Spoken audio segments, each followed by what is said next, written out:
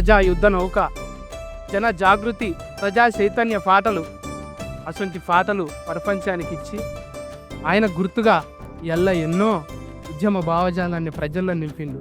అటువంటిది ఎల్ల మన గెస్ట్గా వచ్చిన విమల గద్దరన్న భార్య వచ్చింది. అమ్మ నమస్కారం. ఇలా మా అర్జున్ సార్ తీసిన మంచి సినిమా సీతా పయనం, అందులో ఒక పాట రిలీఫ్ ఉన్నది. అందుకే పెద్ద మనిషి గద్దరన్న పేరుని యాడ్ చేసుకోవాలి. మీకు చిన్న సన్మానం చేయాలని హీరోయిన్ అర్జున్ సర్జా వాళ్ళ కూతురు, ఆమె హీరోయిన్గా నటించింది. ఇప్పుడు మీకు చిన్న సన్మానం అమ్మ.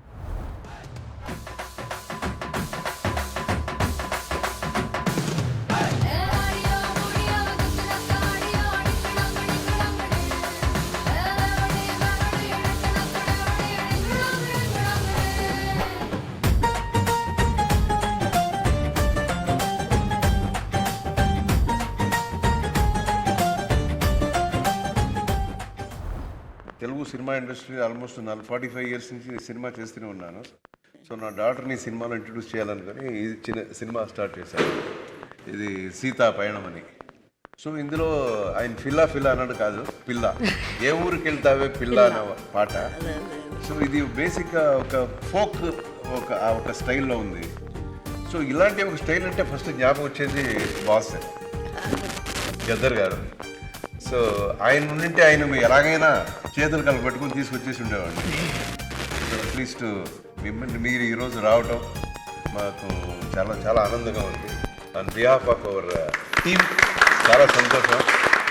ఆయన అలాంటి ఒక పెద్ద great philosopher, great singer and revolutionary leader.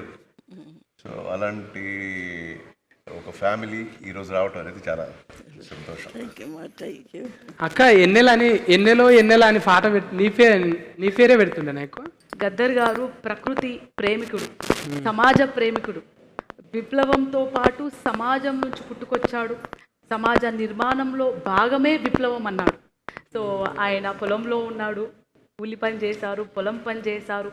ప్రకృతి ప్రేమికుడు కాబట్టి ఆయన సూర్యుడు, చంద్రుడు, వెన్నెల అని మాకు పేరు పెట్టారు. ఇప్పుడు సార్ ఎంతో ప్రేమతోని మన అందరినీ జానపద కళాకారులు అంటే జానపదం అంటే ఏంది ఒక ఆశ్చర్యపోయేటట్టు మన పాట రిలీఫ్ చేయాలంట అని మనల్ని పిలిచిండు. So we felt very happy అన్న ఇన్వైట్ చేయడము, అమ్మ కూడా అని మేము రావడము. ఎందుకంటే జానపదం అనేది దానికి ఒక లాంగ్వేజ్ అవసరం లేదు, ఒక కులం అవసరం లేదు, ఒక మతం అవసరం లేదు.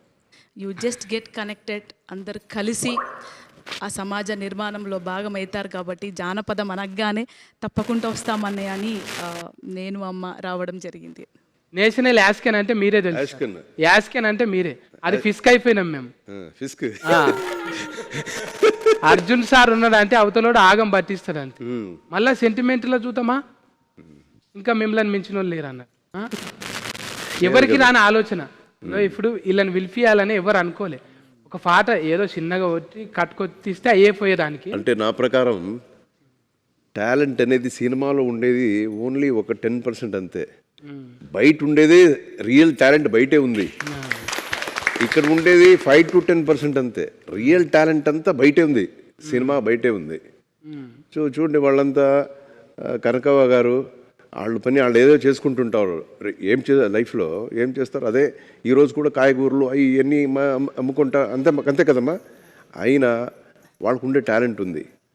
సో అలాంటిదంతా మనకి పిలిపించి మాట్లాడి వాళ్ళ ఇది ఎక్స్పీరియన్స్ మనం తీసుకుంటే బాగుంటుంది, జనానికి తెలుస్తుంది మీడియా ద్వారా అనే ఒక ఉద్దేశంతోనే అందరినీ పిలిపించాము ఈరోజు.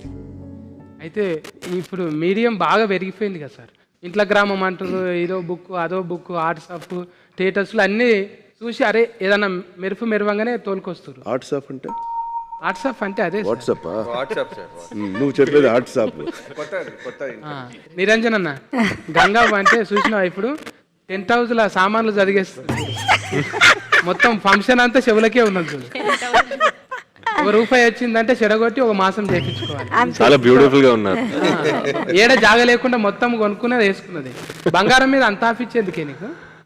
మేము దక్కితే మీరు తీసుకుంటారని. కొంతమంది సంపి కూడా తీసుకుంటారు తెలుసుగా. తీసుకోండి. బోనాలు అనగానే యాదకొస్తుంది ఫస్ట్ తొలి బోనం అంటే గోల్కొండకు ఆ మందిలో దొబ్బుకుంటా దొబ్బుకుంటూ బోనం కింద పడి దాన్ని చూస్తాం మనం. ఆమెను కింద వాడేస్తారు ఎవరన్నా అనిపిస్తుంది మనకు చూసేటోళ్ళకు. అవునా అమ్మ? బోనాలు ఎత్తుకోగానే అందేసుకున్నట్టు అవుతుందా నీకు? అట్లేం ఉండదు, కానీ బోనం అమ్మవారి దాని మీద ఉంటాం కాబట్టి ఆ అమ్మవారే తీసుకుపోతుంది. అంత జనం ఉన్నా ఇప్పటి వరకు అట్లా పోతున్నామంటే అమ్మ దయ. ఇప్పుడు బోనాల సీజన్, లస్కర్ బోనాల దాకా ఆడ జరుగుతూనే ఉంటాయి. అవును, ఆఖరిది లస్కర్ బోనం. లష్కర్ పట్నం బోనం, హైదరాబాద్ బోనాలు లాస్ట్కి, హైదరాబాద్ బోనాలు. లష్కర్ బోనాలు ఇప్పుడు వచ్చేవి, లాస్ట్కి హైదరాబాద్ బోనాలు, పట్నం బోనాలు. అవును, చాలా బాగుంది. ముందుగా మీ టీం అందరికీ నా హృదయపూర్వక శుభాకాంక్షలు.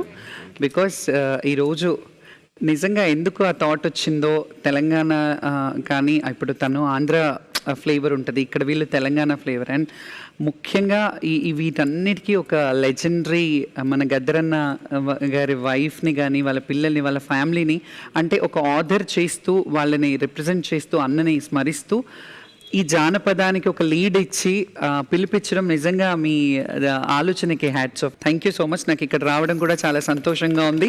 అండ్ నా heartly wishes to your movie. ఈ సీతా పయనం అనే మాట కూడా ఏదో మీనింగ్ ఉంటుంది అందులో. ఇప్పుడు మాకైతే తెలియదు ఇప్పుడు, కానీ దాంట్లో కూడా ఖచ్చితంగా ఏదో ఉంటుంది. ఎందుకంటే సీతా పయనం మన చరిత్రలో చూస్తే సీత పయనం అయ్యి ఎన్నెన్ని జరిగాయో తెలుసు. సో ఈ సీత పయనంలో ఏం జరుగుతాయో చూడాలని ఉంది.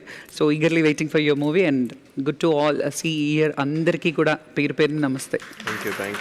అట్లనే శ్యామలక్కను అర్జున్ సార్ సినిమాలు చూసినా? చూసిన, చాలా సినిమాలు చూసిన. పాటలు, డైలాగులు, ఫైటింగ్లు, డైలాగులు అన్నేమో, కానీ నాకు ఆ సినిమాలో, మంజునాథ సినిమాలో ఓహో గరళ కంట నీ మాటంటే ఒళ్ళు మంట, అసలు ఎప్పుడైనా ఒక మంచి ఇదిలో మండేస్ అట్లాంటి సాంగ్స్ ఎప్పుడు అవి రోల్ అవుతూనే ఉంటాయి, మా ఇంట్లో కూడా ప్లే చేస్తూనే ఉంటాను. అది ఆ సాంగ్ అంటే శివుడిని తిడుతూ ఆయన చేసిన ఇది నాకు చాలా ఇష్టం అండి. అండ్ మీరు మళ్ళీ అంటే సినిమాల మధ్యలో కొంచెం గ్యాప్ తీసుకున్నారు, అది ఎందుకో తెలియదు, కానీ ఐ విష్ మీ పాపను కూడా తెస్తున్నారు కాబట్టి తనకు కూడా మంచి బ్రైట్ ఫ్యూచర్ ఉండాలని కోరుకుంటున్నా. అట్లనే ఐషు నువ్వు చెప్పమ్మా, డాడీ సినిమాలల్లో జానపదం అంటే ఇవాళ రిలీఫ్ అయిన పాట జానపదం కదా, ఓకే. డాడీ పాటలల్లో ఏ జానపదం అంటే ఇష్టం? నాకు ఒకే ఒక్కడు ఫిలింలో ఏం చెప్తారు తెలుగులో, that is a folk song. No, ఉట్టి మీద కూడు, అది చాలా ఇష్టం. ఉట్టి మీద కూడు. నాకు తమిళ్లో తెలుసు ఆ పాట. పాడమ్మ ఒక లైన్. అయ్యో, నేను అంటే సార్ కూడా ఫల్టీ కదా, నువ్వు కూడా డబ్లింగ్ ఇంకా పాటలు అవన్నీ వస్తాయేమనుకుంటున్నాను. పాట అప్పకు అడగండి, నాన్నగారు చాలా బాగా పాడతారు. ఇప్పుడు యాస్కెనింగ్ సూపర్ చేసినావు అమ్మ, నేను చూసినా కదా. అట్లనే ఇప్పుడు పాటలు రిమిక్రీ ఏదన్నా ఒకటి ఉంటుంది కదా. మిమిక్రీ పాటలు తెలీదు, డాన్స్ చేస్తాను, నాకు డాన్స్ అంటే చాలా ఇష్టం. అండ్ యాక్టింగ్ నాకు ప్యాషన్. సో మిమిక్రీ మీరు చేస్తారు బాగా. నేను అట్లే నిరంజన్, నిన్ను కూడా మస్తు తిప్పలు పెట్టినట్టు కదా. నేను చాలా ప్రిపేర్డ్గా వచ్చానండి, ఎందుకంటే నేను చిన్నప్పటి నుంచి నేను ఒక డాన్సర్. సో అది ఇంకే చాలా ఈజీ అయిపోతుంది. సృష్టి గారు కొరియోగ్రఫీ చేస్తారు కదా, తను చూడేసి నేను కూడా ఏదో ఒక చేశాను. పాట చూస్తే అయితే అది ఇప్పుడు ఇంత అల్కగా మాతోనే అయితే కాదు, మరి సృష్టి ఎట్లా సృష్టి ఇచ్చిందో ఏమో తెలియదు. ఇప్పుడు తెలుగులా మనుషులతో మాట్లాడుతుంటే తెలుగు ముద్దుగా అనిపిస్తున్నదా? తాతగారు చింతామణి ఊరు, సో పుట్టిన ఊరు. సో అక్కడి నుంచి తెలుగు ఒక టచ్ ఉంది మనకి. ఒక చిన్న లైన్, ఒక్క లైన్. వద్దు, నేను డాన్సర్, నేను డాన్స్ చేస్తాను. అయితే పాట పాడేవాళ్ళు ఇక్కడ కూర్చున్నారు, అన్ని ఇక్కడే ఉన్నారు. అందుకే వాళ్ళ ముందు వాడాలంటే కొంచెం అట్లా ఇబ్బంది అవుతున్నా నాకు అర్థమైపోయింది. ఇక అక్కడ మైకు ఫ్రీ అనొచ్చు, మా చెల్లెల్ని మధుప్రియ కంటే కూడా మైకు ఫ్రీ అనొచ్చు. మైకు అందరూ మైకు మింగుతారు, ఈమె సౌండ్ బాస్కే మింగింది, మధుప్రియ. ఇంకా గద్దరన్నకు మీకున్న అనుబంధం అయితే ఇప్పటికీ ఆ భుజం మీద తువ్వాల, ఓ భుజం మీద గొంగడు, ఓ భుజం మీద నువ్వు ఉన్నావు చూడు, అది ఎప్పటికీ అంటే కొన్ని కోట్ల రూపాయలు ఇచ్చిన ఫిస్కేర్ ఎవరికి దొరకదు. అంటే యాద్ చేసుకుంటే ఏ పాట పాడుకుంటావు గద్దరన్న యాద్ చేసుకుంటే? బేసిక్గా నేను చాలా అదృష్టంగా ఫీల్ అవుతా. నా జనరేషన్ సింగర్స్లో ఎవరికి దొరికిన అదృష్టం నాకు వచ్చింది. నన్ను ఎత్తుకొని లిటరల్గా నన్ను ఎత్తుకొని పెంచినట్టే గదర్ తాత. ఫస్ట్ టైం నన్ను అర్జున్ సార్ అంటే అనూప్ సార్ కాల్ చేసి ఇట్లా ఒక మూవీలో పాట పాడాలి అని చెప్పి ఫోన్ కట్ చేశారు. దాని వెంటనే కాన్ఫరెన్స్లో అర్జున్ సార్ ఉన్నారు అని చెప్పారు. నేను అర్జున్ సార్కి చాలా పెద్ద ఫ్యాన్, మా డాడీకి చాలా ఇష్టము, నేను అట్లా ఫ్యాన్ అవ్వడం జరిగింది. సో ఫస్ట్ మాట్లాడంగానే పాట పాడాలి అని చెప్పిన తర్వాత ఓకే సార్ పాడతాను అన్న తర్వాత ఒక ఫేవర్ కావాలి నీ దగ్గర నుంచి అన్నారు. సరే ఏంటి అంటే ఇలా మనము సాంగ్ రిలీజ్ చేద్దాం అనుకుంటున్నాము, ఇలా గద్దర్ గారి ఫ్యామిలీ కావాలి అది ఇది అని చెప్పి మాట్లాడారు నాతో. నేను వండర్ అయ్యా. బేసిక్గా గద్దర్ తాత ఈ జోన్ అంతా అంటే తెలంగాణ మట్టి సింగర్స్ కానివ్వండి, ఆంధ్ర నుంచి ఉన్న మట్టి సింగర్స్ని చాలా తక్కువ రేర్ కేసెస్లో అడుగుతుంటారు చాలామంది. బట్ సార్ నాకు ఫస్ట్ కాల్లోనే అడిగింది ఏంటంటే ఇట్లా జెన్యూన్గా జానపదాలు పాడేవాళ్ళు కావాలి, జెన్యూన్గా తెలంగాణ కల్చర్ కానివ్వండి, ఆంధ్ర కల్చర్ని ఇలా పట్టుకొని తిరిగే వాళ్ళు కావాలి అని చెప్పారు. సో నేను స్టూడియోకి నెక్స్ట్ డే వెళ్ళినప్పుడు అక్కతో మాట్లాడంగానే వెంటనే యాక్సెప్ట్ చేశారు. చాలా సంతోషం అనిపించింది. Thank you so much sir. అంటే ఇలాంటి వాళ్ళని గుర్తుపెట్టుకొని ఈ ప్లాట్ఫామ్ మీద కూర్చోపెట్టి ఈరోజు మాట్లాడిస్తున్నందుకు చాలామంది ఉన్నారు సార్ అనుకుంటే ఇంకెవరినైనా పిలవచ్చు, బట్ ఈరోజు ఇలా పిలిచి ఇంతమందిని కూర్చోబెట్టి ఇలా వీళ్ళని సత్కరించుకొని ఇలా కూర్చోబెట్టడం అనేది అర్జున్ సార్కి మాత్రమే దక్కుతుంది credit. Thank you so much for that. And folk song అనగా జానపదం అనగానే లిటరల్గా నేను గద్దర్ తాతను చూసి నేర్చుకున్న పాటలన్నీ కూడా.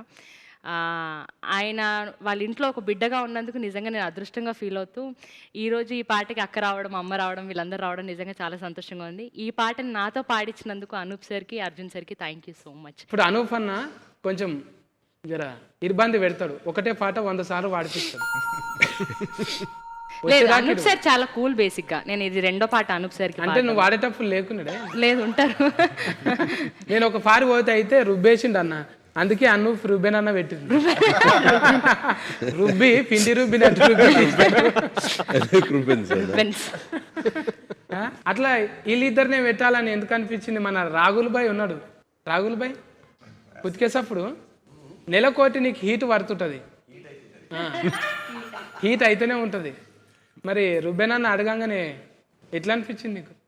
మా సార్ ఎప్పుడు రుబ్బన్నారు, పాపం పిలిచి ఒక కంఫర్ట్ ఇచ్చి నన్ను సాంగ్స్ పాడించడం జరుగుతుంది. And Anoop sir is the first composer who gave me hit. నన్ను ప్లేబ్యాక్ సింగర్గా ఇంట్రడ్యూస్ చేసింది అనూప్ సార్ వాస్తవం. అండ్ అప్పటి నుంచి ఇప్పటి వరకు కూడా హిట్ పాటలు ఇస్తూ పెంచుతూ ఉన్నాను. So I'm very thankful to him. జోష్ ఫిలింకి రాహుల్ యాక్చువల్లీ ట్రాక్ పాడడానికి వచ్చాడు ఫస్ట్ స్టూడియోకి. దెన్ రాహుల్ ఫస్ట్ సాంగ్ కదా. అవును. అంటే రాగుల్ సింపుల్ గా అంటే ఇలా రాగుల్ కాదు, ఆస్కార్ అయిపోయాడు. నాకు ఫోక్ సాంగ్